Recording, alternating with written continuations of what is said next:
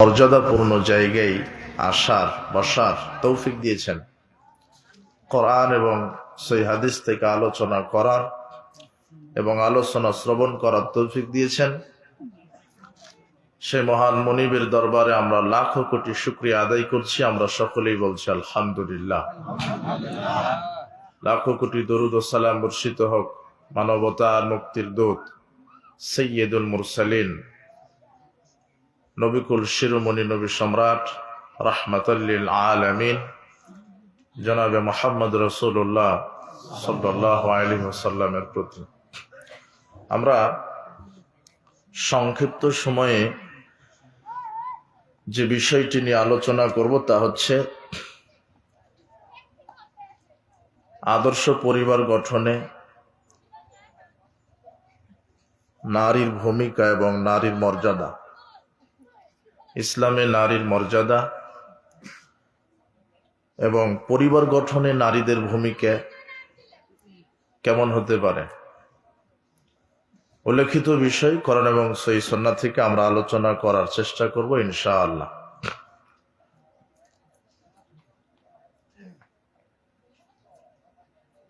আল্লাহ সুবহানাহু ওয়া তাআলা মানুষ এবং জিন জাতিকে সৃষ্টি করেছেন তার ইবাদত করার জন্য। আল্লাহ বলছেন, আল্লাযী খালাকাল মাউতা ওয়াল হায়াতা লিয়াবলুয়াকুম আইয়ুকুম আহসানু আমালা। তিনি তো আল্লাহ যিনি মানুষের মৃত্যু এবং জীবন সৃষ্টি করেছেন এবং তিনি পরীক্ষা করতে চান তোমাদের মধ্যে আমলের দিকে কে উত্তম আমল করে। বাচ্চারা কথা বলছে, যারা দায়িত্বশীল বিষয়টা দেখেন। আর আশেপাশে কয়েল আছে নাকি মঞ্চের আশেপাশে? থাকলে নিভিয়ে দেন, সরিয়ে দেন।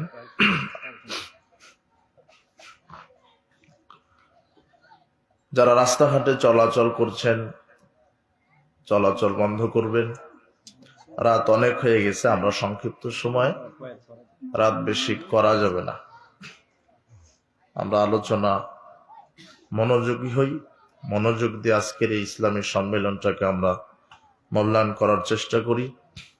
আল্লাহর নিকটে দোয়া করি, প্রতিপালক তুমি আজকের ইসলামী সম্মেলন আমাদের জন্য দুনিয়াবী কল্যাণ এবং পরকালীন নাজাতের উসিলা হিসেবে কবুল করে নাও। যারা এসেছেন আজকের ইসলামের সম্মেলনে, আল্লাহ তুমি তাদের ভুল ত্রুটিগুলি ক্ষমা করে দাও।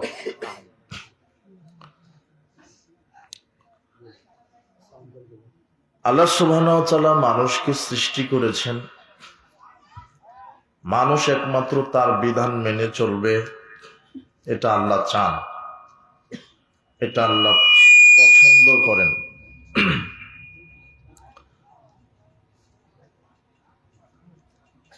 ঠিক আছে, সাউন্ড বেশি দরকার নাই। আমি ধীরে কথা বলছি বলে ধীরে হচ্ছে, আস্তে আস্তে বিষয়টা ঠিক হয়ে যাবে ইনশাআল্লাহ। শুনতে পাচ্ছেন তো, তাই না? মহিলা শুনতে পাচ্ছে না? পাবে পাবে পাবে না কেন?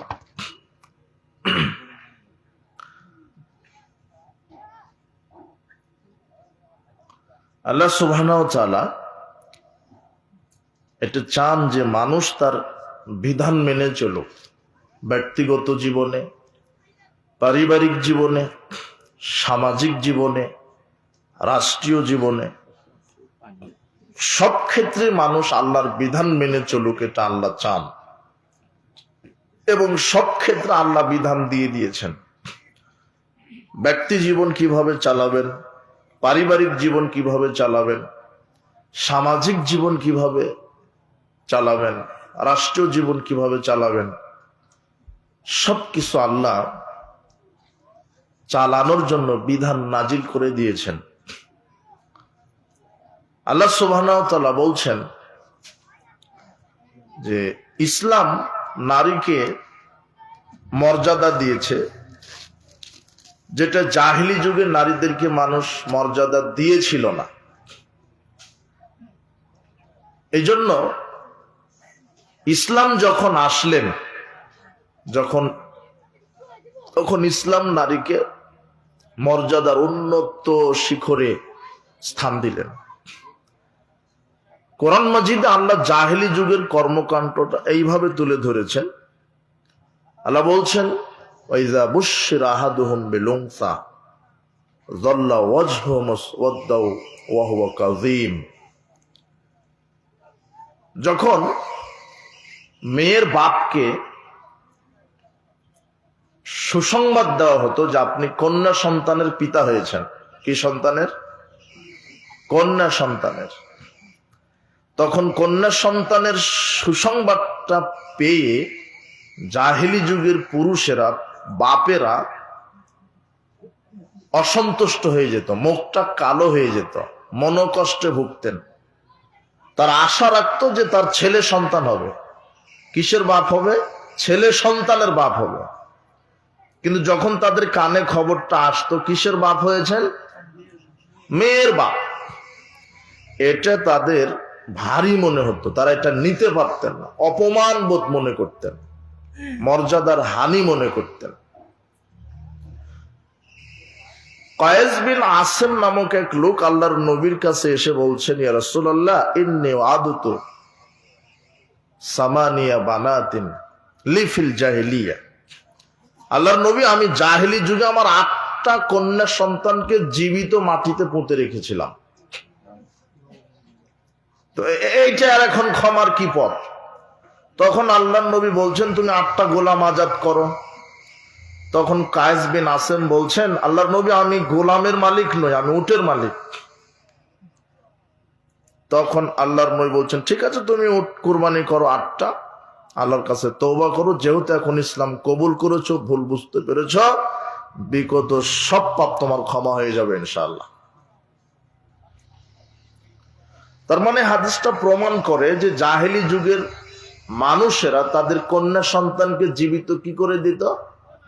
পুঁতে দিত। আপনি কি মনে করেন যে পিতা তার মেয়েকে ভালোবাসতো না? ভালোবাসতো, কিন্তু সামাজিক যে পরিস্থিতিটা ছিল, মানুষ বলা বলি করতো, অমুকের কন্যা সন্তান হয়েছে, অমুকে পচে গেছে, অমুকের মানহানিকার ঘটনা, ও মেয়ের বাপ, এইভাবে তুচ্ছ তাচ্ছিল্য করা হতো, নারীদেরকে মর্যাদা দেওয়া হতো না। আর এটাই মেয়ের বাপের কানে যখন যেত, সে হীনমন্যতায় ভুগত। এমনকি সে বাধ্য হতো রাতারাতি, যাতে কেউ না জানে স্ত্রী মেয়ে বাচ্চা প্রসব করেছে, রাতারাতি মাটি চাপা দিয়ে পুঁতে রাখতো, যাতে কেউ না জানে। আজকেও কিছু মানুষ আছে যারা কন্যা সন্তানের বাপ হয়েছে, কন্যা হয়েছে, মেয়ে সন্তান হয়েছে, এই খবর বাপ নিতে পারে না। সমাজে স্ত্রীর পেটে বাচ্চা আছে, বন্ধু বান্ধব সবাইকে বলে যে বন্ধু, আমার স্ত্রী গর্ভবতী, প্রেগনেন্ট, তোমরা দোয়া করো যেন আল্লাহ ভালোভাবে সন্তানটা আমাকে দান করে। সবাইকে খবর দিয়েছে। যখন বাচ্চাটা কোথায় ছিল? পেটের ভিতরে। যখন বাচ্চা প্রসব করে, দেখে যে মেয়ে বাচ্চা, তখন আর কাউকে বলে না ফোন দিয়ে। কোনো বন্ধু যদি বলে, বন্ধু তুমি যে বলেছিলে তোমার স্ত্রী বাচ্চা প্রসব করবে, তো পরে তো খবর আর জানালে না, তখন লোকটা বলে, আসলে বন্ধু, আশা তো করেছিলাম হবে ছেলে, হয়ে গেছে কি মেয়ে, তাই খবর দেওয়া জরুরি বোধ মনে করিনি। এরকম আছে না কুলাঙ্গার? মানে মেয়ে বাচ্চা হলে অসন্তুষ্ট হয়। তাহলে জাহেলি যুগের ওই লোকটা মাটিতে পুঁতে দিত, ওর ভিতর আর এর ভিতরে পার্থক্য কি হলো? একই তো হলো, মেয়ে বাচ্চা হয়েছে তাই অসন্তুষ্ট। কিন্তু ইসলাম যখন আসলো, তখন মেয়েকে, নারীকে ইসলাম মর্যাদা দিয়েছে, কতখানি মর্যাদা দিয়েছে। যেই জাহেলি যুগে বাপ তার মেয়েকে জীবন্ত পুঁতে রাখত, ইসলাম আসার সাথে সাথে এই নারীদেরকে ইসলাম মর্যাদা দিয়েছে। পৃথিবীর অন্য কোন মানুষের তৈরি করা মতবাদ, ইজম, ধর্ম নারীকে যতটা মর্যাদা না দিতে পেরেছে তার চাইতে হাজারো লক্ষ গুণ বেশি মর্যাদা দিয়েছে নারীকে ইসলাম। ইহুদিরা নারীকে মর্যাদা দেয়নি, এখনো দেয় না। ইহুদিদের কাছে নারী হলো অপবিত্র বস্তু, ঘৃণিত বস্তু, বাসি দুর্গন্ধ বস্তু। ইহুদিদের নারীরা কোনোভাবে যদি হায়েজ মাসিক হয় তখন তাকে কাছে নেয় না, বলেছে যে তুমি পচে গেছ, তুমি অপবিত্র, তুমি নিকৃষ্ট। আর মুহাম্মদ সাল্লাল্লাহু আলাইহি সাল্লাম আয়েশা রাদিয়াল্লাহু আনহা বলছেন যে আমি ঋতুবতী একসাথে খেতে বসেছি, হাড্ডির যে অংশে কামড় দিয়ে প্লেটের নিচে রেখে দিয়েছি, প্লেটেও না, নিচে। মুহাম্মদ সাল্লাল্লাহু আলাইহি সাল্লাম ওই নিচে থেকে হাড্ডি উঠিয়ে আমি যেখানে কামড় দিয়েছি ওখানে কামড় দিয়ে হাড্ডি খেয়ে নিয়েছে। আয়েশা রাদিয়াল্লাহু আনহা বলছেন আমি যেই গ্লাসে যেখানে মুখ দিয়ে পানি পান করেছি, যেখানে গ্লাসের যেই জায়গাতে ঠোঁট লাগিয়ে পানি পান করেছি, মুহাম্মদ সাল্লাল্লাহু আলাইহি সাল্লাম গ্লাসের ওই জায়গাতে তার ঠোঁট লাগিয়ে পানি পান করেছে, তখন আমি ঋতুবতী, হায়েজ মাসিক। এটা হলো স্বামী তার স্ত্রীকে মূল্যায়ন করবে। এই মর্যাদা কে দিয়েছেন? আল্লাহ। আয়েশা রাদিয়াল্লাহু আনহাকে বলছেন আয়েশা ওই মসজিদের ভিতর থেকে মাদুরিটা দাও আমাকে। তা আয়েশা বলছেন আমি তো ঋতুবতী। তখন তিনি বলছেন যে তোমার হাতে তো ঋতু লেগে নেয়, যাও মসজিদে মাদুরটা এনে দাও, কথা বুঝে নেব না। জয়নব রাদিয়াল্লাহু তাআলা আনহা বলছেন যে আমি একটা চাদর মুড়ি দিয়ে বসে আছি, আমার পাশে মুহাম্মদ সাল্লাল্লাহু আলাইহি সাল্লাম তাহাজ্জুদের সালাত আদায় করছেন, আমার চাদরটা তার শরীরে ছিল, একই চাদরে দুইজন আছে, অথচ আমি ঋতুবতী, তিনি সালাত আদায় করছেন। এই যে স্ত্রী হিসেবে মর্যাদা স্বামীর উপরে। ইসলাম নারীকে পচা বলেনি, দুর্গন্ধ বলেনি, ইসলাম নারীকে মর্যাদা দিয়েছে। এই জায়গাতে ইহুদিদের কাছে নারী হলো ঘৃণিত বস্তু, পচা বস্তু, দুর্গন্ধ বস্তু। যখনই হায়েজ নেফাস হয় বলছে না তুমি পচে গেছো, তোমাকে রাখা যাবে না, ভালো হয়ে আসো, 3 দিন 5 দিন 7 দিন পরে আমার কাছে আসো। সেখানে ইসলাম এইভাবে মর্যাদা দিয়েছে। খ্রিস্টানদের কাছে নারী হলো পাপের বস্তু, নারী মানেই পাপ, নারী মানে নিকৃষ্ট, নারী মানে নরকের দরজা, জাহান্নামের দরজা, নারী মানেই জাহান্নামের দরজা। মানে খ্রিস্টানেরাও নারীকে মর্যাদা দেয়নি, হিন্দুরা তো আরো দেয়নি, বলছে যে বিবাহতেই বিদায়।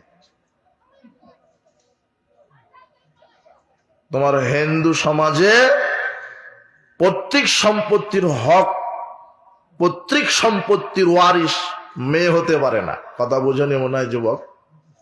কিন্তু ইসলাম বলছে যে ওয়ারিশ হয়েছে। আমি আল্লাহ বিধান দিয়েছি এক ছেলে সমান 2 মেয়ে পাবে। পিতার যা সম্পদ থাকবে এক ছেলে সমান কয় মেয়ে পাবে? 2 মেয়ে।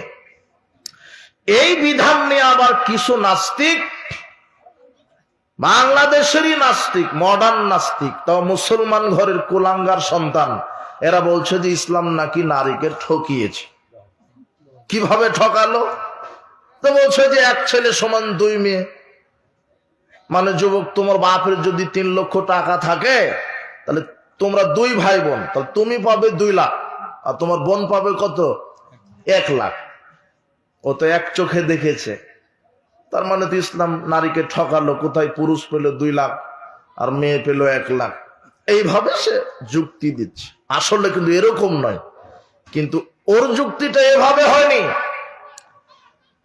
3 লক্ষ টাকা বাপের, তুমি যুবক, তুমি পেলে 2 লাখ, তোমার বোন পাবে 1 লাখ, এ কথাই ঠিক, এটাই ইসলাম। কিন্তু নারীকে, পুরুষকে শুধু ওয়ারিশ করা হয়েছে শুধু বাপের সম্পদ থেকে, এক জায়গা থেকে শুধু পাবে। কোন জায়গা থেকে পাবে? এক জায়গা থেকে। আর মেয়েকে পাওয়ার জন্য আল্লাহ কত জায়গা থেকে যে ব্যবস্থা করেছেন আপনার গণা লাগবে। বাপের কাছ থেকে পাবে, স্বামীর কাছ থেকে পাবে, ভাইয়ের কাছ থেকে পাবে, মায়ের কাছ থেকে পাবে, কত জায়গা থেকে সন্তানের কাছ থেকে পাবে। কয় জায়গা হলো? আর তোমার কয় জায়গা? এক জায়গা। দেখো তার প্রমাণ স্বামীর কাছ থেকে কিভাবে পায়। তুমি 2 লাখ পেলে, তোমার বোন পেলে 1 লাখ, তুমি বিবাহ করো। আল্লাহ বলছেন নাই মোহর ফরজ, মোহর দিয়ে বিবাহ করো। তুমি যেই নারীকে বিবাহ করবে 1 লাখ টাকা মোহর দিয়ে দাও। তোমার কাছে ছিল কত? তুমি মোহর দিলে কত? মোহর দিলে কত? 1 লাখ। এখন আছে কত তোমার? তোমার বোনকে আর একটা ছেলের সাথে বিবাহ দাও। তোমার বোনকে তোমার বোনের স্বামী 1 লক্ষ টাকা মোহর দিল, তোমার বোন 1 লক্ষ মোহর পেল। আগে ছিল কত? আর পাওয়ার পরে 1 লাখ, এখন হলো কত? ওর 2, তোমার এখন কত? তো ঠকলো কে? তুমি তো এইভাবে বুঝনি। এরপরে 2 দিন 5 দিন 2 বছর 10 বছর পরে তালাক হয়ে গেছে। ইসলাম বলছে তালাকের পরে বাপ যদি বেঁচে থাকে বাপের কাছে তো আসবে, না হলে বোনের সব দায়িত্ব ভাইয়ের। বলো তো কার? কারণ ভাইয়ের বাড়িতে থাকবে। ভাই তার বোনকে আবার অন্য জায়গাতে বিবাহের আগ পর্যন্ত বা যদি থাকতে চায় তাহলে বোনকে লালিত পালিত করতে হবে মরা পর্যন্ত। এটা হলো ইসলাম। কথা বুঝুনি মনে হয়? তাহলে ভাইয়ের কাছ থেকে পেল, স্বামীর কাছ থেকে পেল, বাপের কাছ থেকে তো পেয়েছে। তো ইসলাম ঠকালো নারীকে না জিতিয়েছে? জিতিয়েছে। এইভাবে এক চোখে বিচার করা যাবে না। ইসলামী একমাত্র জীবন বিধান যা মানুষকে ন্যায্য অধিকার দিয়েছে। সম অধিকারের কথা কোরআনে বলা নাই, বলা হয়েছে মারুফ, মানে ন্যায্য অধিকার। সম অধিকার কিভাবে দিবেন? সম অধিকার কি দেওয়া সম্ভব? নারী মাঠে নেমে বলছে আমরা সম অধিকার চাই, সম অধিকার চাই। তো পুরুষও যদি বলে ঠিক আছে আমরাও সম অধিকার চাই, তোমরা বাচ্চা দিতে পারো, আমরাও যেন বাচ্চা দিতে পারি। বোঝনি মনে হয় তুমি? ওটা সম অধিকার হলো? তোমরা বাচ্চা দিতে পারো, আমরাও যেন বাচ্চা দিতে পারি, অধিকার ফিরিয়ে দাও। কিন্তু এই বিধানটা কার? সারা পৃথিবীর সব পুরুষ একত্রিত হয়ে পুরুষের পেট থেকে বাচ্চা জন্ম দিতে পারবে না। এটা হলো ন্যায্য অধিকার। নারী পারে, পুরুষ বাচ্চা দিতে পারে না। পুরুষ যেটা পারে নারী সেটা পারে না। ন্যায্য অধিকার। আপনি সমান অধিকার কি করে দিবেন? ইসলাম দিয়েছে ন্যায্য অধিকার, কাউকে ঠকায়নি। এই জন্য ইসলামী নারীকে মর্যাদা দিয়েছে, পুরুষকে মর্যাদা দিয়েছে। দেখেন, যেই জাহেলি যুগে বাপ তার কন্যাকে পুঁতে ফেলে রাখত, ইসলাম আসার পরে বাপ তার মেয়েকে রাজরানী করে রাখত। কিভাবে? আল্লাহর নবী বলছেন মান আলা জারিয়াতাইন হাত্তা তাবলুগা, যেই পিতা 2টা কন্যা সন্তানকে বড় করে, বড় হওয়া পর্যন্ত প্রতিপালন করে, আনা ওয়া হুয়া কাযা ফিল জান্নাহ, আমি এবং 2 কন্যার পিতা একসাথে এইভাবে 2 আঙ্গুল একত্রিত করে বলছেন একসাথে একই জান্নাতে থাকব। ছেলের ব্যাপারে এরকম হাদিস নাই যে 2টা ছেলেকে লালন, জান্নাত হতে পারে কিন্তু রাসূলের সাথে একসাথে থাকা যাবে এরকম হাদিস পৃথিবীতে। কিন্তু মুহাম্মদ সাল্লাল্লাহু আলাইহি ওয়াসাল্লাম বলছেন যেই পিতা 2টা কন্যাকে লালিত পালিত করবে বড় হওয়া পর্যন্ত। আরেকটা হাদিসে স্পষ্ট ব্যাখ্যা এসেছে মুসনাদ আহমদে, কি মান আলা খালাসা বানাতিন, যেই পিতা 3টা কন্যা সন্তান আছে প্রতিপালন করলো। মেয়ের পিতা আপনাকে বলছে, হাদিসটা লক্ষ্য করুন, মুহাম্মদ সাল্লাল্লাহু আলাইহি ওয়াসাল্লাম বলছেন যেই পিতা 3টা কন্যা সন্তানকে লালিত পালিত করলো, ভালোভাবে লালিত পালিত করতে হবে। 1 2 ফাদ্দাবাহুন্না, মেয়েদেরকে শিষ্টাচার শিক্ষা দিতে হবে, আদব। কি শিক্ষা দিতে হবে? আদব। মানে ল্যাংটা করে ঘুরতে দিবেন, তাই না? ল্যাংটা করে ঘুরতে দিবেন, এটা আদব। বোরখা না পরে আপনার মেয়েটা ধামরাই বাজারে যায় কি করে, ঢাকা শহরে ঘুরে কি করে? আপনার মেয়ে নির্লজ্জ, আপনি নির্লজ্জ। মুহাম্মদ সাল্লাল্লাহু আলাইহি ওয়াসাল্লাম বলছেন যেই পিতা 3টা কন্যা সন্তানকে লালিত পালিত করলো, 2 আদব শিষ্টাচার শিক্ষা দিল। আম্মু কথা কম বলো, বেশি কথা বলা মুনাফিকের লক্ষণ। আম্মু মিথ্যা বলো না, মিথ্যা বললে বিচারের মাঠে জাহান্নাম ঘোষণা হবে, কবরে গাল চিরে দিবে। আম্মু বেপরদায় চলো না, বেপরদায় চললে তুমি হবে জাহান্নামী, আমি হব দায়ুস, দুজনেই জাহান্নামী। আম্মু এইভাবে ওযু করো, আম্মু এইভাবে সালাত। আম্মু ঘুমানোর পূর্বে কোরআন মাজিদ তেলাওয়াত করে ঘুমাবে, ফজরের সালাতের পরে কোরআন মাজিদ তেলাওয়াত করবে। আম্মু বাম হাতে খাবে না, বাম হাতে শয়তান খায়, ডান হাতে খায়ো, বিসমিল্লাহ বলে খায়ো, প্লেটের পাশ থেকে খায়ো, অপচয় করো না, হারাম খাবে না, গীবাত করবে না, পিতামাতার সাথে নাফরমানি করবে না, দাদা দাদিকে কষ্ট দিবা না, নানা নানিকে কষ্ট দিবা না, বড়দেরকে সম্মান করো, ছোটদের স্নেহ করো, পরপুরুষের মুখোমুখি হবে না, বেপরদায় চলবে না। এইভাবে বাপ তার মেয়েকে কি শিক্ষা দিবে? আদব। এইভাবে বাপ তার মেয়েকে আদব শিক্ষা দিবে। দুই এটা। তিন, তৃতীয় বাপের দায়িত্ব হলো সৎ ছেলের সাথে বিবাহ দিবে। কোন ছেলের সাথে? যে 3 বেলা গাঁজা খায়, তাই না? বলছে যে আমার জামাইটা খুব ভালো, কোনো রাজনীতির সাথে জড়িত না, কোনো হারাম খায় না, কোনো গান বাজনা শ্রবণ করে না, সব খুব ভালো, আদব কায়দা সবই ভালো, কিন্তু সালাত আদায় করে না। বেনামাজির সাথে মেয়ে বিবাহ দেওয়া হারাম। বেনামাজির সাথে মেয়ে বিবাহ দেওয়া কি হারাম? বেনামাজির সাথে মেয়ে বিবাহ দেওয়া হারাম। সৎ ছেলে, সৎ ছেলের সাথে বিবাহ। আল্লাহর নবী বলছেন ইযা তাকুম মান তারদাউনা খুলুকাহু ওয়া দীনাহু। মেয়ের বাপকে লক্ষ্য করে বলছেন, ছেলের বাপকে লক্ষ্য করে বলছেন, দুজনকেই মুহাম্মদ সাল্লাল্লাহু আলাইহি ওয়াসাল্লাম বলছেন। মেয়ের বাপকেও বলছেন, ছেলের বাপকেও বলছেন। মুহাম্মদ সাল্লাল্লাহু আলাইহি ওয়াসাল্লাম কি বলছেন? ইযা তাকুম মান তারদাউনা খুলুকাহু ওয়া দীনাহু। হে মেয়ের বাপ, যদি তোমার মেয়েকে ছেলে পক্ষের কেউ বিবাহের প্রস্তাব দেয়, ছেলের 2টা জিনিস দেখে বিবাহ দাও। কয়টা জিনিস? 2টা। খুলুকাহু তার কি? আচরণ। দীনাহু তার কি? দিনদারিতা। আচরণ মানে মিথ্যা কথা বলে কিনা, মিথ্যুক কিনা, গাঁজা ইয়াবা ফেন্সিডিল খায় কিনা। আচরণ স্বভাব মানে তার ভিতরে আমানতদারিতা আছে কিনা, শিষ্টাচার আছে কিনা, ন্যায়পরতা আছে কিনা, সত্যবাদিতা আছে কিনা। এগুলো হচ্ছে আচরণ দেখতে হবে। মিথ্যা কথা বলে না, সত্য কথা বলে। আচরণ, আমানতদারিতা আছে না খেয়ানতদার আছে, তার আচরণ দেখতে হবে, তার মুখের ভাষা কেমন। এরপরে দিনদারিতা, সালাত আদায় করে কিনা, রমাদান আসলে সিয়াম পালন করে কিনা, মুখে দাড়ি আছে কিনা, প্যান্ট টাকনোর উপরে আছে কিনা। দিনদারিতা, তাকওয়াশীল, আল্লাহকে ভয় করে কিনা। এগুলো আল্লাহর নবী বলছেন। মেয়ের বাপ মেয়েকে যে ছেলের সাথে বিবাহ দিচ্ছেন, ছেলের 2টা জিনিস দেখে বিবাহ দাও। 1, চরিত্র, আদব, আখলাক। 2, দিনদারিতা। কিন্তু এটাই সমাজে দেখা হয় না। বলছে গাঁজা 2 পুরো বেশি খায়, খায়, বেতন পায় কত, আর চাকরি করে কি, বেতন লাগবে। এক মেয়ে আফসোস করে ফোন দিয়ে বলছেন, হুজুর ফতোয়া কি, যে আমার আব্বা যার সাথে বিবাহ দিয়েছে সে আমাকে সময় দেয় না, শুধু পার্টি নিয়ে ব্যস্ত থাকে, মদের আড্ডা, জোয়ার আড্ডা, এই সেই নিয়ে ব্যস্ত থাকে। আমি যে স্ত্রী, আমার হক আদায় করে না। তো করবেই না তো, তোমার বাপ তো টাকার বস্তার সাথে বিবাহ দিয়েছে, আর গাঁজা খুরিয়া বাকুর।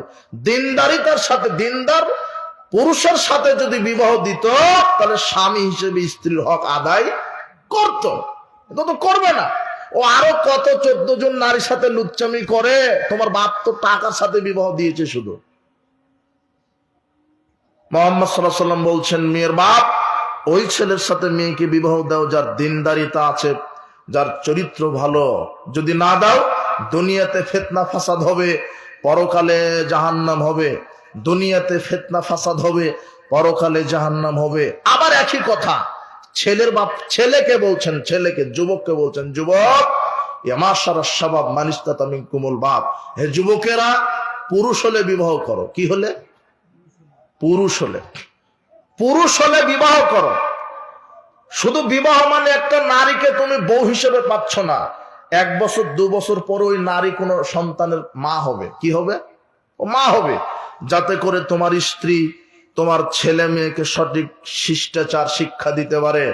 মুহাম্মদ সাল্লাল্লাহু আলাইহি ওয়াসাল্লাম বলছেন, হে যুবকেরা, পুরুষ হলে বিবাহ করো, পুরুষ হলে বিবাহ করে স্ত্রীকে চালানোর ক্ষমতা থাকতে হবে। স্ত্রী যেন হাটে বাজারে অমুকে ঢং ঢং করে বেপরদায় না ঘুরে, মাথার কাপড় ফেলে যেন না ঘুরে, এই বাড়িতে ওই বাড়িতে না ঘুরে, হাটে বাজারে যেন না যায়, গিবদের আড্ডাতে যেন সময় না দেয়, পর্দা যেন করে, 5 ওয়াক্ত সালাত যেন আদায় করে, এরকম দিনদার পরহেজগার।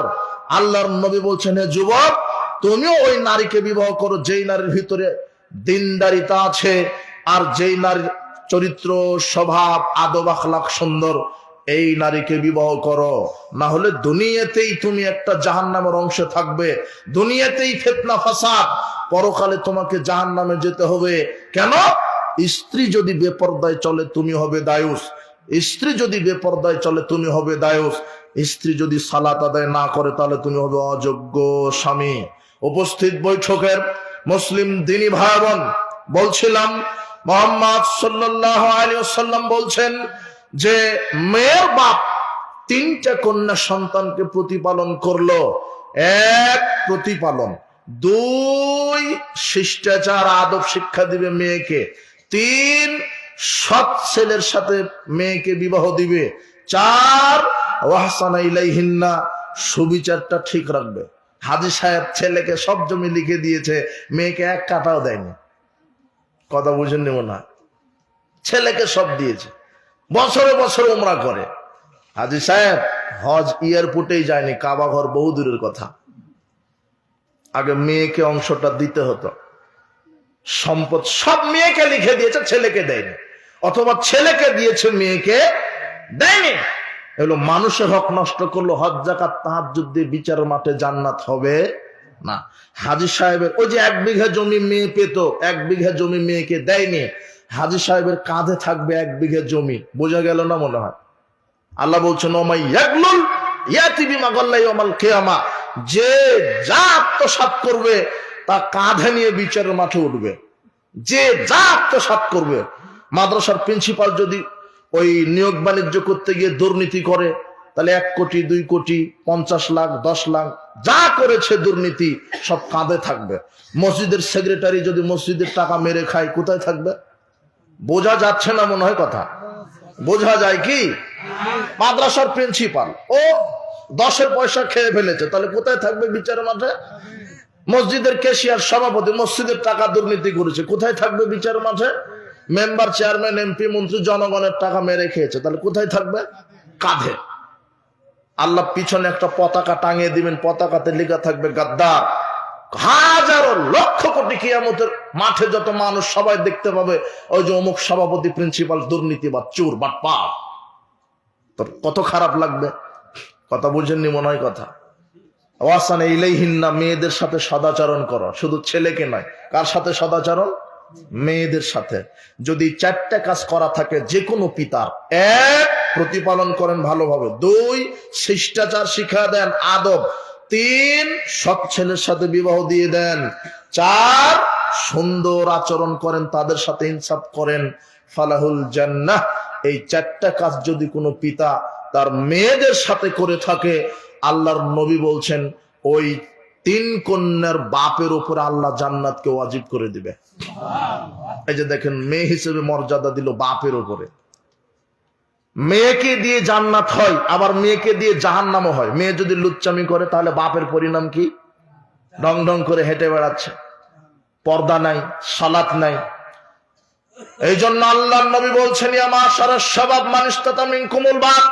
আজকে তুমি যুবক আছো, তুমি সন্তানের পিতা হবে, তোমার ছেলে হবে, তোমার মেয়ে হবে, তোমার স্ত্রীকে চালানোর ক্ষমতা থাকতে হবে, তোমার ছেলে মেয়েকে চালানোর ক্ষমতা থাকতে হবে। আপনি বাপ বেঁচে আছেন, এরপরও ছেলে, আপনি পিতা বেঁচে আছেন, এরপরও আপনার ছেলেটা মোড়ে মোড়ে ক্যারাম তাস ছক্কা লুডু খেলে, আপনি হলেন কাপুরুষ বাপ। কথা বুঝেননি মনে হয়? আপনি পিতা বেঁচে আছেন, এরপরও বেটি লুচ্চামি করে, বেটি বলছে আম্মু কোনো ভয় নাই, আমি বয়ফ্রেন্ডের সাথে আছি। জাফলঙ্গে গেছে শিক্ষা সফরে মালাকুল মউতের সাথে। আর বাপ আপনি তাহাজ্জুদ পড়ে দোয়া করছেন, আল্লাহ সই সালামতে মেয়েকে ফিরিয়ে দিও। এমন সই সালামত বিবাহের পূর্বেই পেটে বাচ্চা। অবাক কথা, আপনি বাপ হওয়ার যোগ্যতা হারিয়ে ফেলেছেন অনেক আগেই। মেয়ে কেন জাফলঙে যাবে মালাকুল মউতের সাথে? বলছে যে শিক্ষক হলো গুরুর মতো। বেকুব, শিক্ষক গুরুর মতো হয় কি করে? শিক্ষক পিতার মতো হয় কি করে? শিক্ষক তো আপনার মেয়েকে ধর্ষণ করে ছেড়ে দিয়েছে, পিতা হয় কি করে? তার ক্লাস শিক্ষকের সাথে শিক্ষা সফরে যেতে পারে না, তার বয়ফ্রেন্ডের সাথে শিক্ষা সফরে যেতে পারে না। কার সাথে যাবে? তার বাপের সাথে যাবে। বলেন তো কার সাথে যাবে? শিক্ষা সফরে যাওয়া নিষেধ নয়, জাতিকে বোঝাবেন কি করে? আশ্চর্য কথা, গোটা জাতি নগ্নতায় ভরে গেছে, নাটক সিনেমা গান বাজনা বেহায়াপনা লুচ্চামিতে ভরে গেছে।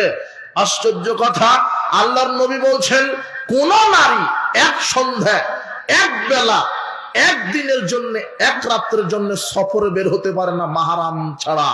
যে কোনো নারী, যে কোনো নারী, সে যেই হোক, কোন নারী এক সন্ধ্যা, এক সকাল, একদিন, এক রাত সফরে বের হতে পারে না। কি ছাড়া? মাহরাম মানে তার ছেলে, নিজের ছেলে। মাহরাম মানে তার ভাই। মাহরাম মানে তার শ্বশুর। মাহরাম মানে তার বাপ। এদেরকে ছাড়া এক সন্ধ্যা একটা নারী সফরে যেতে পারে না। সে জায়গাতে আপনার স্ত্রী ঈদের মার্কেট করতে চলে গেছে, বেতন উঠে টাকা দিলেন আপনি, আর পছন্দ করে দিচ্ছে দোকানদার, বলছে ভাবি এই লাল শাড়িটা আপনাকে মানাবে ভালো। সেখানে আপনার মেয়েটা চলে গেছে, কোথায় চলে গেছে? একটা নারী পৃথিবীর মধ্যে সবচেয়ে ধনী, তার চেয়ে ধনী কেউ নাই। তাহলে তো অবশ্যই ধনীর উপরে হজ ফরজ, নাকি? ধনী ব্যক্তির উপরে হজ ফরজ না? না ভ্যান চালকের উপরে হজ ফরজ? ধনী ব্যক্তির উপরে। তো সবচেয়ে ধনী, পৃথিবীর মধ্যে সবচেয়ে ধনী এই নারীটার উপরে হজ ফরজ হবে না যদি পৃথিবীতে তার কোনো মাহারাম না থাকে। বুঝনি মনে হয় তুমি কথা? এই নারী হজে যেতে পারছে না কেন? কে নাই আর মাহারাম ছাড়া যেখানে হজে যেতে পারে না, সেখানে আপনার মেয়েটা চলে গেছে বাজারে, হাটে, অমুক ফ্রেন্ডের সাথে ঘুরছে, কোচিং এর নাম বলে বের হয়েছে দুপুর 2টায়, বাড়িতে ফিরে রাত 2টায়। আপনি আবার বাপ। অবাক কথা হলো, আপনি বাপ, আপনি আবার পুরুষ না, আপনি কাপুরুষ। আল্লাহর নবী বলছেন যুবক, পুরুষত্ব থাকলে বিবাহ করো। পুরুষত্ব মানে আল্লাহর নবী বলছেন পুরুষ হতে গেলে 8টা জিনিস লাগে। কয়টা? পুরুষ হতে গেলে কয়টা জিনিস লাগে? 8টা। এটা আমার কথা নয়, মুহাম্মদ সাল্লাল্লাহু আলাইহি ওয়াসাল্লামের কথা। তিনি বলছেন যে এক যেই মানের আপনি খাবেন সেই মানের পরিবারকে খাওয়াবেন। আপনি যা খান হাটে বাজারে বাহিরে, সেই মানের আপনার স্ত্রী, আপনার ছেলে, আপনার মেয়েকে খাওয়াবেন, আপনার বাপকে খাওয়াবেন, আপনার মাকে খাওয়াবেন, যেই মানের আপনি খান। 2, যেই মানের আপনি পোশাক গায়ে দেন ওই মানের পরিবারকেও গায়ে দেওয়াতে হবে। কথা বুঝেননি? 3, ওয়ালা তাহজুর ইল্লা ফিল বাইত, নিজের বাড়ি ছাড়া স্ত্রীকে কোথাও যেতে দেওয়া যাবে না। মায়ের বাড়ি, খালার বাড়ি, ফুপুর বাড়ি, চাচার বাড়ি, চাচির বাড়ি, অমুক ভাইয়ের বাড়ি, অমুক প্রতিবেশীর বাড়ি যেতে দেওয়া যাবে না একাই, আপনাকে সাথে যেতে হবে। কথা বোঝা গেল না মনে হয়? আপনার স্ত্রী কোথাও যেতে পারে না, একাই ছাড়তে পারে না, আপনাকে সাথে যেতে হবে। নাহলে আপনার বালেক ছেলে যাবে, অথবা আপনার বাপকে পাঠাবেন আপনার স্ত্রীর সাথে, আপনার স্ত্রী একাই কোথাও যাবে না। আল্লাহর নবী বলছেন পুরুষ হতে গেলে কন্ট্রোল ক্ষমতা রাখে। পুরুষ হতে গেলে কন্ট্রোল ক্ষমতা রাখতে হয়, স্ত্রীকে কন্ট্রোল করার মতো ক্ষমতা রাখতে হয়। শুধু মাস গেলে মোটা অঙ্কের বেতন ওঠানোর নাম পুরুষ নয়। স্ত্রীকে চালানোর নাম পুরুষ, ছেলেকে চালানোর নাম পুরুষ, মেয়েকে চালানোর নাম পুরুষ। 4, ওয়ালা ওয়াজরিবিল তাজরিবিল ওয়াজহা, স্ত্রীকে যদি মারাও লাগে মুখের উপরে মেরো না। 5, ওয়ালা তুকাব্বিহ, স্ত্রীকে গালি দিও না। 6, আনফিকা লা ইয়ালিক মিন তাওলিক, পরিবারের উপরে সামর্থ্য অনুযায়ী খরচ করো। টাকা ইনকাম কম, খরচ বেশি, ক্ষতিগ্রস্ত হবেন। সামর্থ্য অনুযায়ী ব্যয়। ইনকাম বেশি আবার কৃপণতা করছেন, তবুও ক্ষতিগ্রস্ত।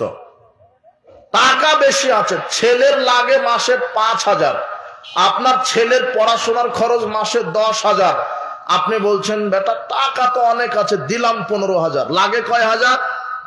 10, দিলেন কত? তাহলে ওই 5,000 দিয়ে আপনার ছেলে গাঁজা ইয়াবা খাবে, বিশ্বাস করেন, বলবে যে বাপের তো টাকার অভাব নাই, উড়াই দিই। আবার যদি আপনি বলেন ছেলের লাগে 10, দিলেন 5, তাহলে আর লাগবে কত ছেলের? ওই 5-এর জন্য আপনার ছেলে হবে চোর ডাকাত, উভয় বিপদ। এই জন্য বিচক্ষণ হতে হবে। শুধু এমনিতেই কুকুর সিগাল গরু ছাগলের মতো বাচ্চা প্রসব করে দিয়ে ছেলে মেয়েকে ছেড়ে দেন না। বাপ হচ্ছে বিচক্ষণতার নাম বাপ। ছেলের কি লাগে? ছেলের কি লাগবে? ও তোমার একটা জামা লাগবে, তাই না, চলো মাপ দিয়ে দিই। মেয়ের কি লাগবে? তোমার বোরখা লাগবে, ঠিক আছে আমি এনে দিচ্ছি।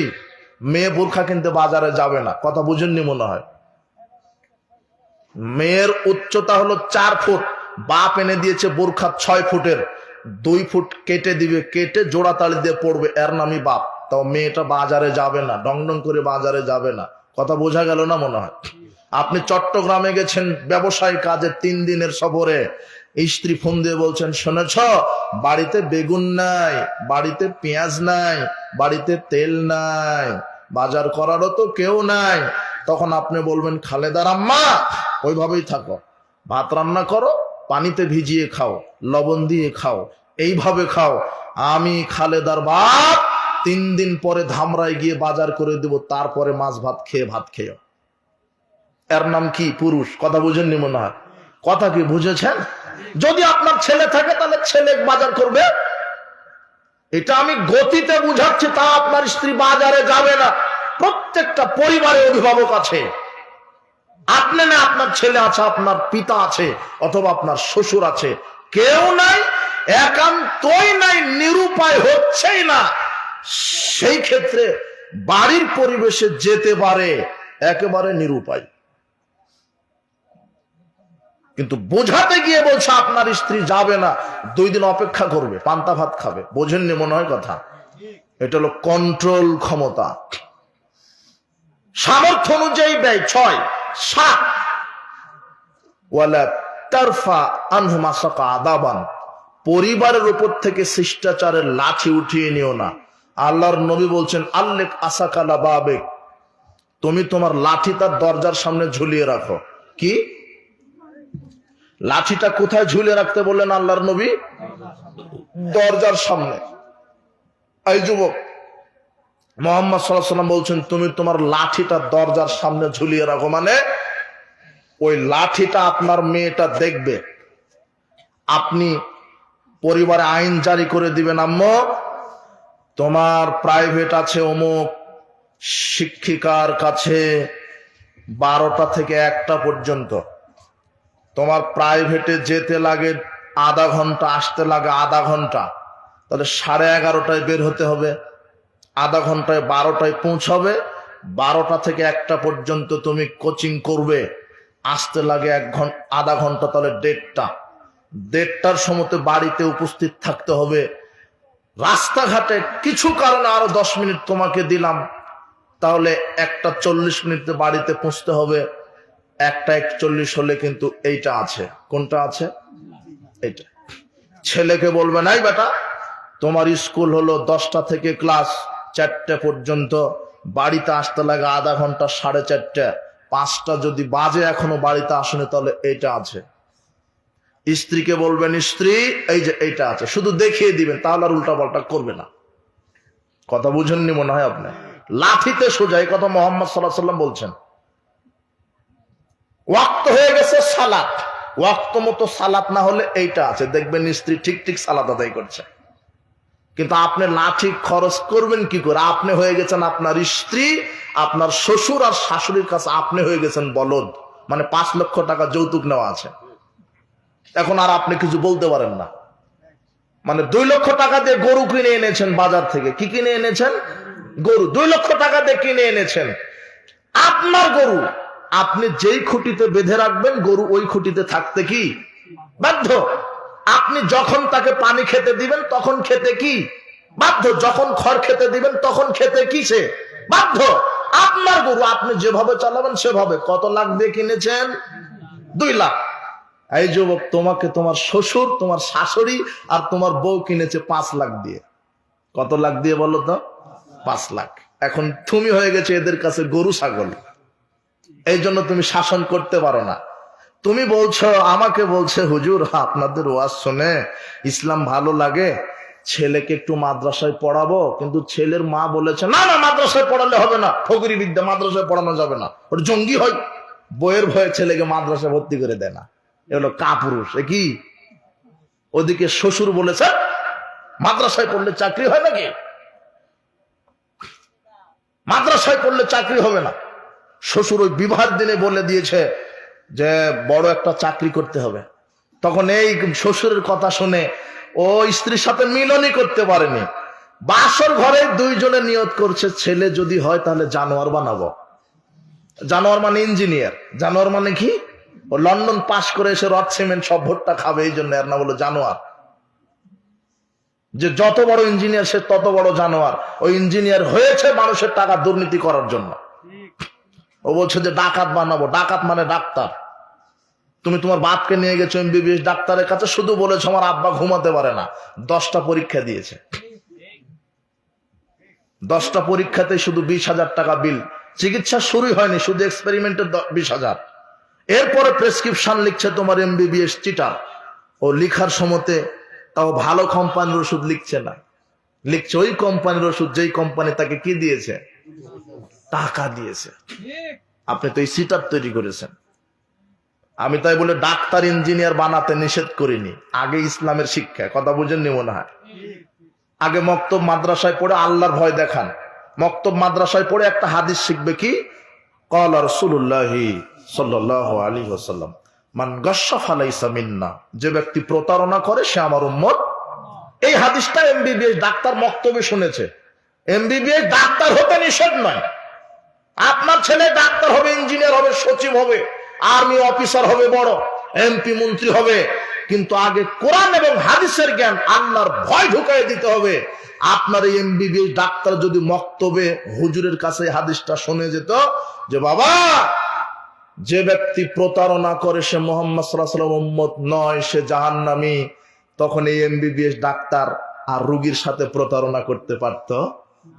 তোমার বাপ মারা গেছে 3 দিন হলো, তাও বলছে যা আপনার আব্বার চিকিৎসা হচ্ছে, শিশুতে আছে। 3 দিন পরে বলছে যে 6 লক্ষ টাকা বিল, এর নাম হলো এমবিবিএস চিটার। কথা বুঝুনি মনে হয় তুমি? তাই বলছি যে আমি বলছি না সব ডাক্তারই খারাপ, তবে প্রায় ডাক্তার আমার তদন্তে অনেক ভালো ডাক্তার আছে, তাকওয়াবান। ওরা ভালো কেন? ওদের ভিতরে কার ভয় আছে? আল্লাহ ভীতি ডাক্তার দরকার, আল্লাহ ভীতি ইঞ্জিনিয়ার দরকার, আল্লাহ ভীতি এমপি মন্ত্রী চেয়ারম্যান দরকার। যদি আপনার এই চেয়ারম্যান যদি জানতো, আবু হুরায়রা রাদিয়াল্লাহু আনহু বলেন হাদা রাজুলুন লিরাসূলিল্লাহ সাল্লাল্লাহু আলাইহি ওয়াসাল্লাম গোলামান ইউকালু লাহু মিদআম। আপনার এমপি মন্ত্রী মেম্বার চেয়ারম্যান যদি এই হাদিসটা মাদ্রাসায় পড়ে জানতো, মক্তবে যদি জানতো, এই হাদিসটা কোন হাদিস যেটা এখন বলছি, কি হাদিসটা? রাসূল সাল্লাল্লাহু আলাইহি সাল্লামকে বলা হলো আল্লাহর নবী আপনি নেতা মানুষ, আপনার অনেক কাজকর্ম, আমরা আমাদের পক্ষ থেকে এই যে একজন ব্যক্তি এর নাম হলো মিদআম, আপনাকে আমরা দিলাম, আপনার খাদেম, আপনার ওই অজুর পানি এগিয়ে দিবে, গোসলের পানি এগিয়ে দিবে, গাড়ি পরিষ্কার করে দিবে। গাড়ি মানে ওট, তখনকার গাড়ি কি ওট। আপনার ওটের পিঠে যে হাওদাটা পরিষ্কার করে দিবে, আপনার সহযোগী হিসেবে থাকবে, আমরা আপনাকে দিলাম, আপনি নেতা মানুষ, ঠিক আছে। তো মেদাম একদিন রাসূল সাল্লাল্লাহু আলাইহি ওয়াসাল্লামের হাওদা পরিষ্কার করছিলেন। হাওদা মানে উটের পিঠের উপরে সোফা সেটের মতো বসার একটা চেয়ার, যেখানে বসে উটের পিঠের উপরে এটা রাসূল সাল্লাল্লাহু আলাইহি ওয়াসাল্লাম সফর করতেন। ওই হাওদাটা ন্যাকড়া দিয়ে পরিষ্কার করছিলেন। ইজ আসাবা সাইমন আয়রন, হঠাৎ করে একটা তীর এসে, কোন দিক থেকে যেন তীর এসে মেদামের গায়ে লেগে পরপাত দিয়ে বের হয়ে গেল। ফাকাতালাহু, মেদাম মারা গেলেন। মেদাম কি হয়ে গেলেন? মারা গেলেন। ফাকালান নাস হানিয়ান লাহুল জান্নাহ, লোকেরা বলে উঠলো বাহ, রাসূলের খাদেম কোথায় চলে গেছে? জান্নাত। রাসূলের খাদেম জান্নাতে চলে গেছে, বাহ, রাসূলের খাদেম জান্নাতবাসী হয়ে গেছে। মুহাম্মদ সাল্লাল্লাহু আলাইহি ওয়াসাল্লামের কানে যখন এই কথাটা গেল, তখন বলছে কাল্লা, কখনো নয়, ওয়াল্লাযী নাফসি বিয়াদি, আল্লাহর কসম, আল্লাহর কসম, আল্লাহর কসম কখনো নয়। তোমরা ওকে জান্নাতি বলার কে? ইন্না খাযাহা ইয়াওমা খায়বার মিনাল মাগানিম লাম তুসবিহাল মাকাসিম। শোনো সাহাবীগণ, আমার এই খাদেমটা, এই মেদান যে আজকে মারা গেল, এই খাদেমটা খয়বারের যুদ্ধের দিনে রাষ্ট্রীয় সম্পদ থেকে একটা চাদর আত্মসাৎ করেছিল, চুরি করেছিল। কি চাদর? কয়টা? একটা। লাতাশতাইলু আলাইহি নারান। একটা চাদর চুরি করার কারণে আল্লাহ তাকে জাহান্নামে ঝলসিয়ে দিচ্ছে, আল্লাহ তাকে জাহান্নামে ঝলসিয়ে দিচ্ছে। ফালাম্মা সামিয়া যালিকা নাস, এই কথা যখন আরো লোকজনের কানে গেল, জারাজুলুন শিরাকিনা ও শিরাকাইন ইলান নবী সাল্লাল্লাহু আলাইহি ওয়াসাল্লাম, একজন ব্যক্তি একটা সুতা, সুতা বুঝেন কি? দড়ি, রশি, ফিতা, এগুলি বুঝেন তো শব্দ? যেটা বলেন, একটা ফিতা এনে, দড়ি এনে বলছেন আল্লাহর নবী আমি এইটা নিয়েছি খয়বারের যুদ্ধের দিন, এটা রাষ্ট্রীয় সম্পদ ছিল, 10-এর পয়সা ছিল, আমি এটা নিয়েছি। আল্লাহর নবী বলছেন শিরাকুম মিন্নার আও শিরাকানে মিন্নার, তুমি 2টা সুতা চুরি করো আর একটা সুতা চুরি করো, পরিণাম জাহান্নাম। তাহলে তোমার চেয়ারম্যানের কি হবে বিচারের মাঠে? তোমার এমপির কি হবে? পিয়ন যদি 400 কোটি টাকার মালিক হয়, তাহলে তোমার এমপির কি খবর?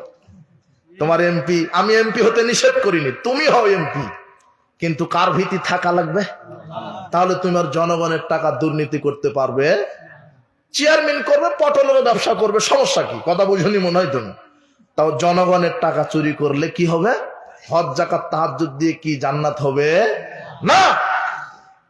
এইরকম বিদ্যা শিক্ষা দিতে হবে, তাহলে পরিবার আদর্শ হবে। এই জন্য মাকে শিক্ষিতা হতে হয়। যুবক, আল্লাহর নবী বলছেন পুরুষ হলে বিবাহ করো, শুধু ওই যে একটু নেকাব পরা আর ওই সাদা চামড়া দেখে তুমি ক্রাশ খেয়ে যেও না, তাহলে ভুল করবে।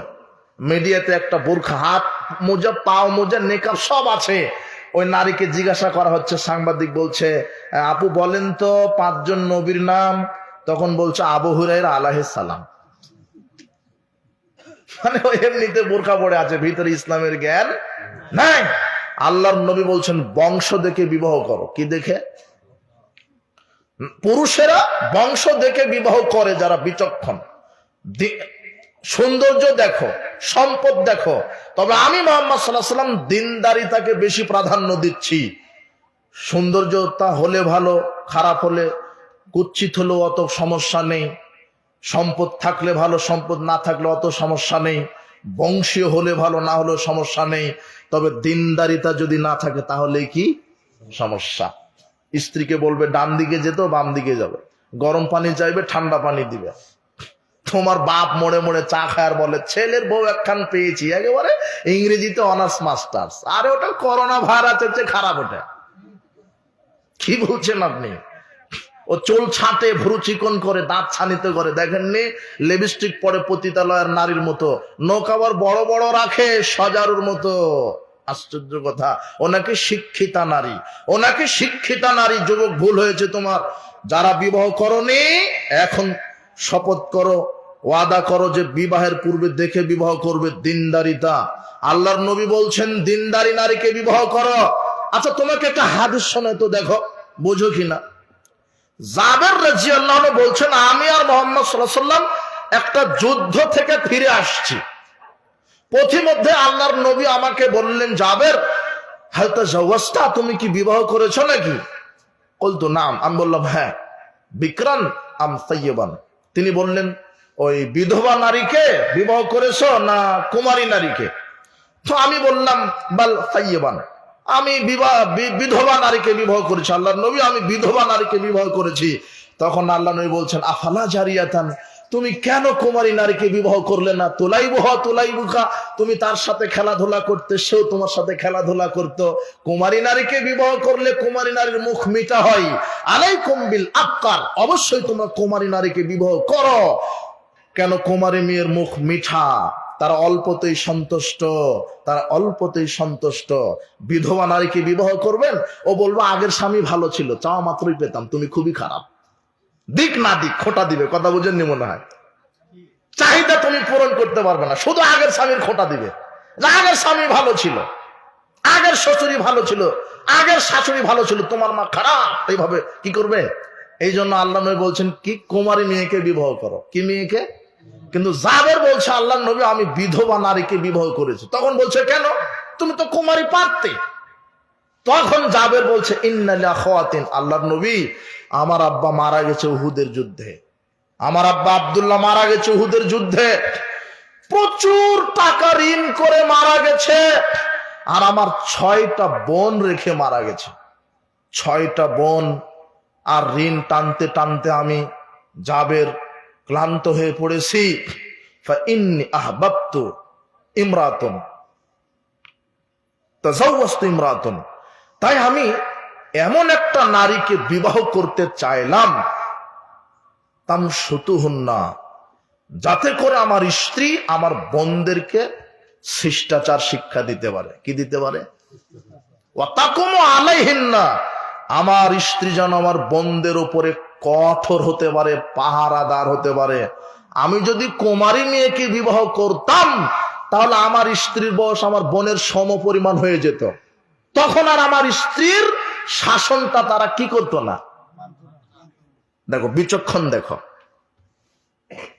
জাবের কিন্তু যুবক, একটাও বিয়ে করেনি, শুধু তার মেয়েদেরকে মানুষ করবে বলে শিক্ষিতা বিচক্ষণ বয়সপ্রাপ্তা নারীকে কি করেছে? বিবাহ করেছে, যাতে করে আমার স্ত্রী আমার মেয়ে আমার বোনদেরকে শিষ্টাচার শিক্ষা দিতে পারে। হাদিসে আসছে চুলটা আশ্রয় দিতে পারে, কোরআন হাদিসের জ্ঞান শিক্ষা দিতে পারে। আমার স্ত্রী যেন আমার বোনদেরকে বলতে পারে এই সালাতের সময় হয়ে গেছে, সালাত আদায় করো, না হলে পিঠের চামড়া উঠায় দিব। এর নাম মা, এর নাম কি? মা। আশ্চর্য কথা, আল্লাহর নবী বলছেন কুল্লু মাউলুদিন ইউলাদু আলাল ফিতরা, প্রত্যেকটা সন্তান ইসলামী স্বভাব নিয়ে জন্মগ্রহণ করে। ফাবাহু হাব্বেদানিহি আও নাসরানিহি আও মাজসানিহি, পিতামাতা তাকে ইহুদি বানায়, পিতামাতা তাকে খ্রিস্টান বানায়, পিতামাতা তাকে বেনামাজি বানায়। মা যদি লুচ্চা হয় বেটিও কি হবে? বাপ যদি গাঁজাখোর হয় ছেলেও কি হবে? আরে লিখে রাখেন এগুলো, হবেই ইল্লা মাশাআল্লাহ, 2-1 ব্যতীত। কথা বুঝেননি মনে হয়? ছেলে বলবো বাপই যদি চালায় তো আমার আবার কি, কোনো তো আর বাধা নেই। মেয়ে বলবে আম্মুই তো লুচ্চামি করে মোবাইলে, ওই যে কথা বলে। কথা বুঝেনি মনে হয় তুমি? হাদিসের এটা সারাংশ। আল্লাহর নবী বলছেন প্রত্যেক সন্তান ইসলামী স্বভাব নিয়ে বড় হয়, কিন্তু পিতা মাতাই তাকে পথভ্রষ্ট করে। উপস্থিত বৈঠকের মুসলিম দিনী ভাই বোন যারা অভিভাবক, আপনি সতর্ক হন, আপনার ছেলে মেয়েকে কি শিক্ষা দিচ্ছেন। আল্লাহর নবী বলছেন উপস্থিত বৈঠকের মুসলিম দিনী ভাই বোন, হে যুবকেরা, এই জন্য আল্লাহর নবী বলছেন ক্ষমতা থাকলে বিবাহ করো। ক্ষমতার নাম কি? স্ত্রীকে চালানো। ক্ষমতার নাম ছেলে মেয়েকে চালানো।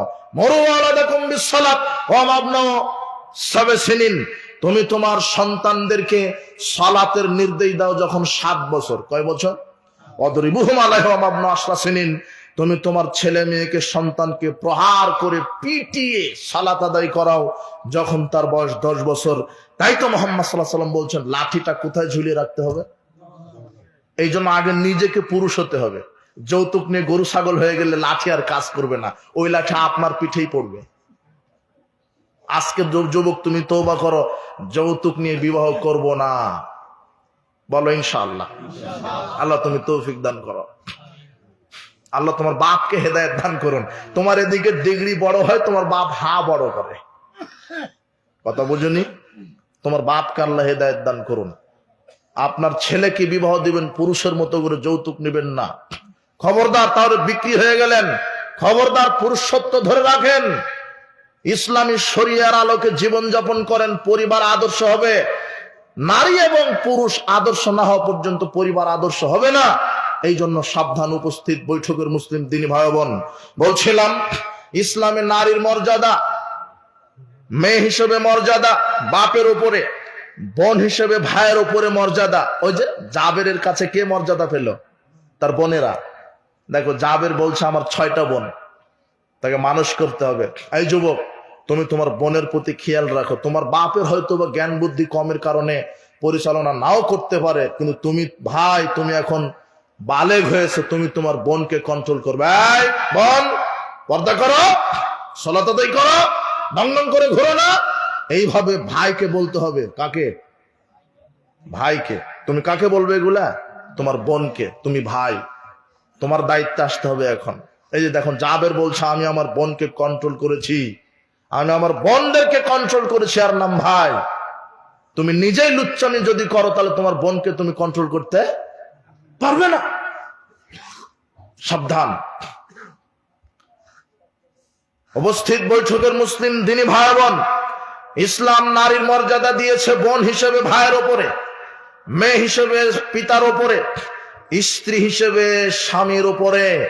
আল্লাহ বলছেন ফাউতুহুন্না উজরহুন্না ফারিদা, ফরজ করে দিয়েছে মোহর। কি ফরজ করে দিয়েছেন? মোহর। ওকে মোহর দিয়ে বিবাহ করতে হবে।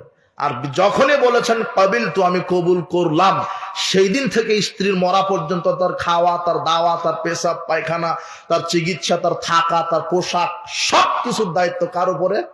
স্বামীর উপরে। দেখো স্ত্রীর মর্যাদা কত, স্ত্রীর মর্যাদা কত। এই স্ত্রীর সাথে নাফরমানি করবেন না, স্ত্রীকে কটু কথা বলে গালি দিবেন না, স্ত্রীকে মারধর করবেন না মুখের উপরে।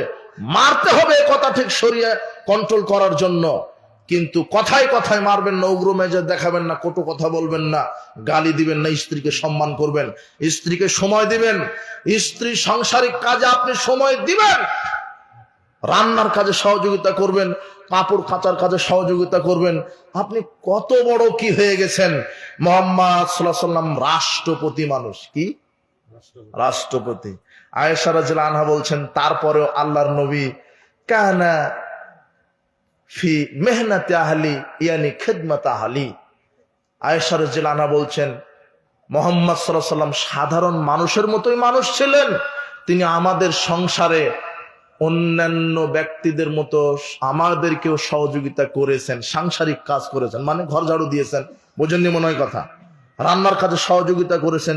এবং হাদিসে স্পষ্ট আসছে যে রাসূল সাল্লাল্লাহু আলাইহি ওয়াসাল্লাম বকরি পালন করতেন, বকরির দুধ নিজে দহন করতেন, কাপড় যদি ছিঁড়ে যেত নিজে সেলাই করতেন। আর আপনি তো পাক মেরে বলেন তাড়াতাড়ি করো, আপনি একটা মোসানে আলাদা। ক্ষেত কৃষি থেকে এসে, চাকরি থেকে এসে, ডিউটি থেকে এসে খেতে বসেছেন, লবণ একটু কম হয়েছে, গোষ্ঠী সহ গালি দিয়ে দিন, তোর মা তোকে কিছু শিখায়নি, কি রান্না করেছি? জি না, এরকম নয়। 365টা দিন রান্না করে দেয়, একদিন লবণে কম অথবা বেশি হতে পারে। স্ত্রীকে মূল্যায়ন করেন, রান্নার কাজে সহযোগিতা করেন। মুহাম্মদ সাল্লাল্লাহু আলাইহি ওয়াসাল্লাম কাপড় সেলাই করতেন, বকরির দুধ দহন করতেন, সংসারের কাজ করে দিতেন। স্ত্রীকে সহযোগিতা করবেন, স্ত্রীকে সময় দিবেন। সাহাবীরা যদি রাস্তায় বেশি বেশি পায়চারি করতেন, খালি ঘুরতেন, আল্লাহর নবী কঠোর হয়ে বলতেন ইরজি'ইলা আহলিকুম, যাও স্ত্রীদের কাছে ফিরে যাও, ফাকিমু ফিহিম, স্ত্রীদেরকে সময় দাও, ওয়ামুরহুম, তাদেরকে নির্দেশ দাও, ওয়াল্লিমুহুম, তাদেরকে দ্বীন শিক্ষা দাও। এইভাবে পায়চারি করো, যাও স্ত্রীকে সময় দাও।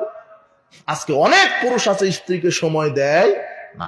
স্ত্রীকে সময় দিবেন, মহব্বত করবেন, ভালোবাসবেন, স্ত্রীকে গালি দিবেন না, কটু মন্তব্য করবেন না। খয়রুকুম খয়রুকুম লিআহলি, আল্লাহর নবী বলছেন তোমাদের মধ্যে সেই ব্যক্তি উত্তম যে তার স্ত্রীর নিকটে উত্তম, আর আমি মুহাম্মদ সাল্লাল্লাহু আলাইহি ওয়াসাল্লাম আমার স্ত্রীদের নিকটে আমি উত্তম। সুবহানাল্লাহ।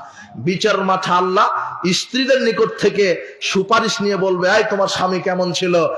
স্ত্রী যদি ছিল ভালো, তাহলে আল্লাহ বলবেন ঠিক আছে তোমার স্বামীকে জান্নাত দেওয়া হলো। স্ত্রীকেও আবার বলবেন, স্বামীকে বলবেন এই তোমার স্ত্রী কেমন ছিল। ওই স্বামী যদি বলে আমার স্ত্রী ভালো ছিল, উভয়ের সার্টিফিকেট নিয়ে উভয়কে আল্লাহ জান্নাতে দিয়ে দিবেন। তো আপনার স্ত্রী কি বলবে এখন যে আপনি ভালো? সমানে পিঠেন, গাঁজা মদ খেয়েছে, অশ্লীল ভাষায় গালি দেন, ও বলবে না। ও যে কিভাবে আছে। আপনি আপনার স্ত্রীর কাছে ভালো হন, আপনার স্ত্রীও যেন আপনার কাছে ভালো হয়। তাহলে আপনার হক স্ত্রীর উপরে আছে কথা ঠিক, কিন্তু স্ত্রীর হক, আপনার স্ত্রীর হক নাই আপনার, স্ত্রীরও তো হক আছে আপনার উপরে। আপনি তাকে দেখাশোনা করবেন, খাওয়া পড়া, চিকিৎসা, থাকা, তার নিরাপত্তা। এবং মা বোনদেরকে বলবো আপনারাও স্বামীদেরকে মূল্যায়ন করবেন। জান্নাতে যাওয়ার বড় মাধ্যম হচ্ছে স্বামীর খেদমত। আল্লাহর নবী বলছেন ইন্নাল মারআতা ইযা সাল্লাত খামসাহা, নিশ্চয় যখন কোন মহিলা 5 ওয়াক্ত সালাত আদায় করে, ওয়াসামাত শাহরাহা, রমাদানের সিয়াম পালন করে, ওয়াসানাত ফারজাহা, লজ্জাস্থানের হেফাজত করে, ওয়াতাদ বালাহা, স্বামীকে মূল্যায়ন করে চলে, স্বামীকে দাম দেয়, স্বামীকে সম্মান করে, স্বামীকে মর্যাদা দেয়, এই নারীর জন্য আল্লাহ জান্নাতের 8টি দরজা খুলে দিবেন। মা বোনদেরকে বলছে স্বামীকে মূল্যায়ন করবেন। জান্নাতে যাওয়ার মাধ্যমই হচ্ছে স্বামী। আল্লাহ ওই নারীর দিকে রহমতের দৃষ্টিতে বিচারের মাঠে তাকাবেনই না যেই নারী তার স্বামীকে মূল্যায়ন করেনি।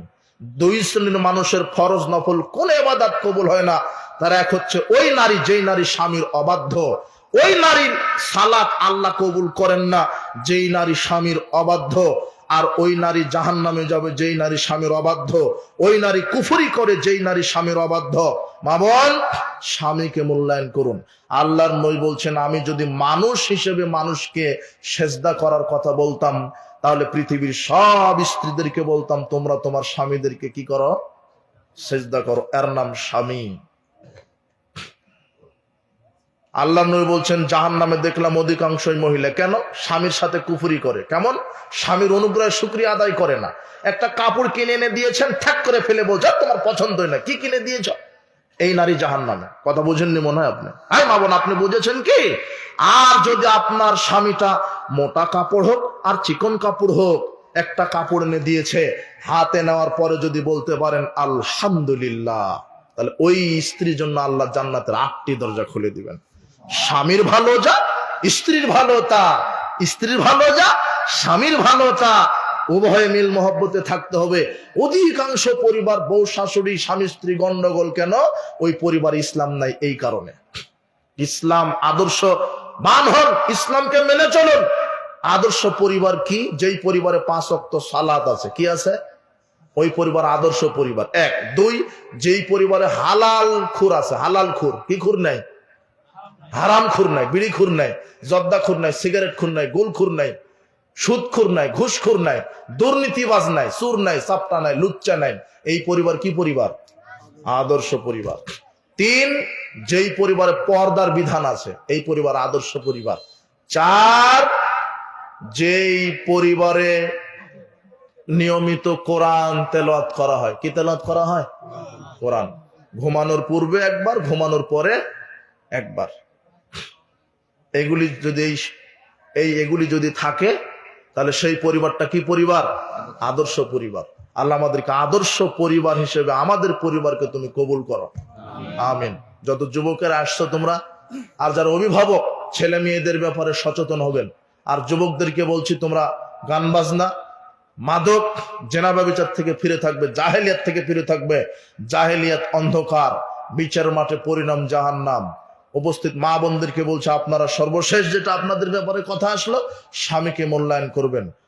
আল্লাহর নবী বলছেন, ওই নারী ততক্ষণ আল্লাহর হক আদায় করে না যতক্ষণ না স্বামীর হক আদায় না করে।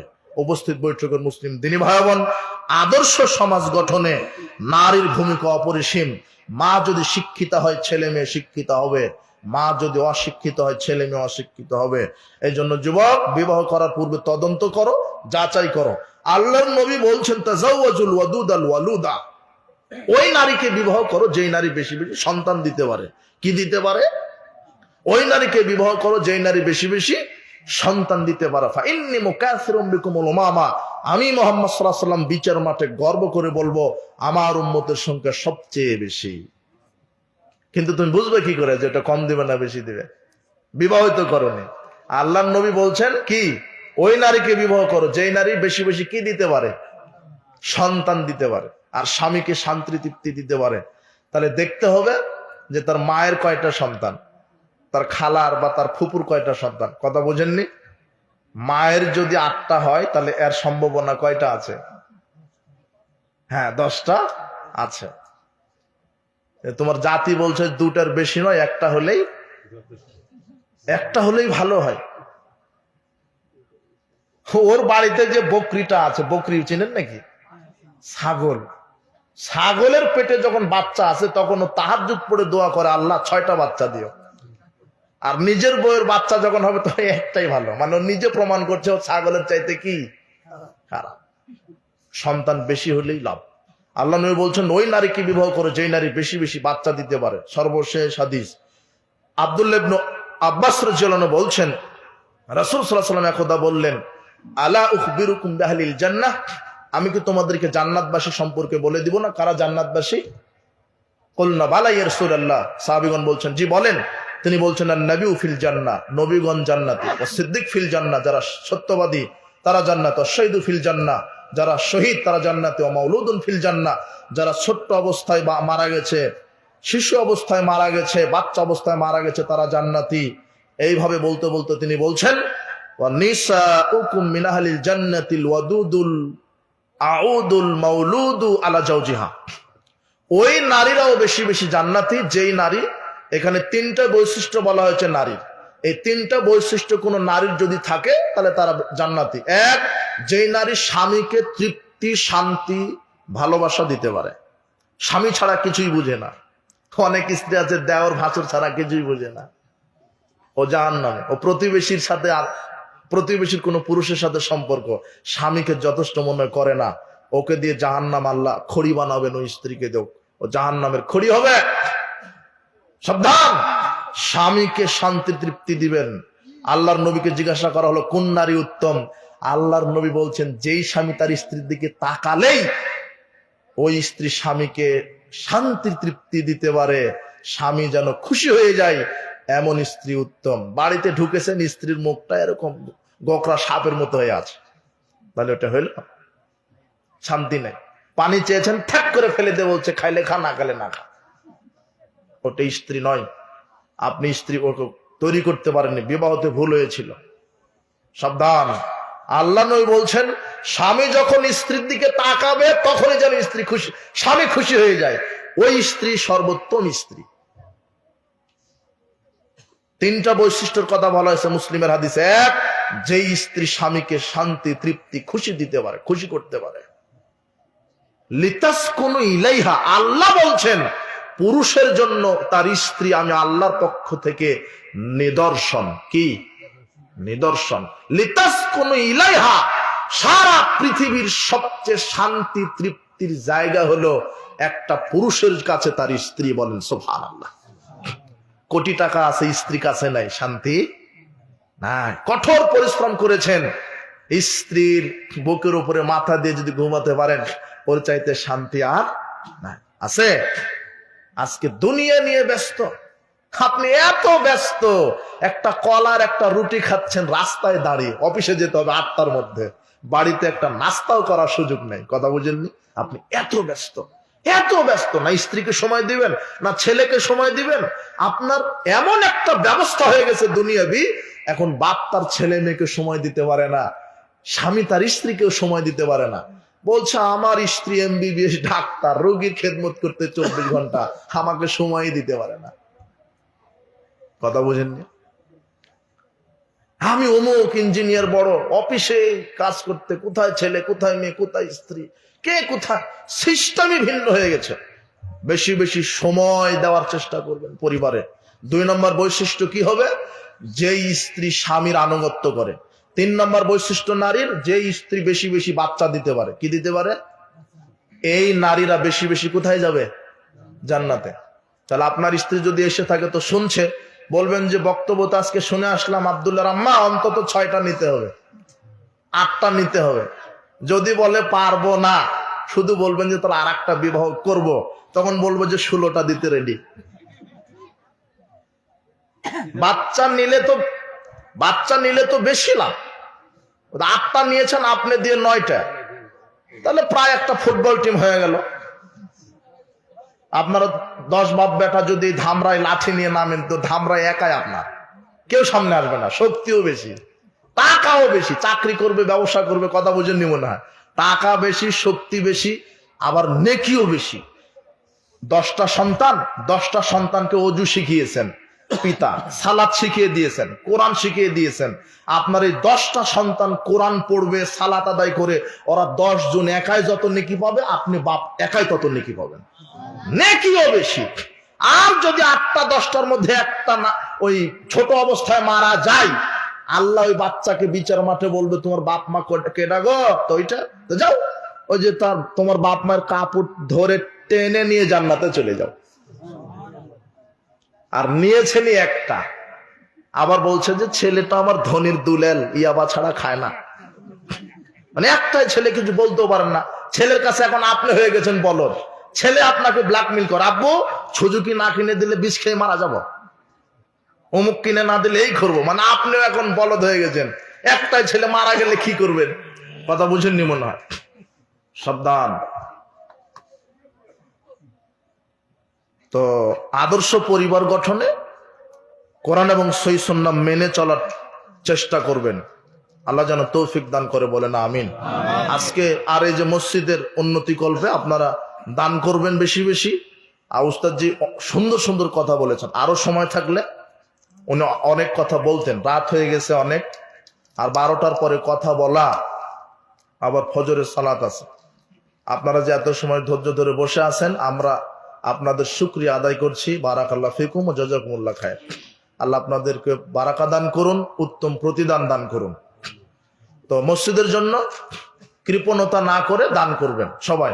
আজকেই যে দিতে হবে এমন না, যারা আশেপাশে তারা মসজিদ শুরু থেকে শেষ হওয়া পর্যন্ত শরীক হয়ে থাকবেন।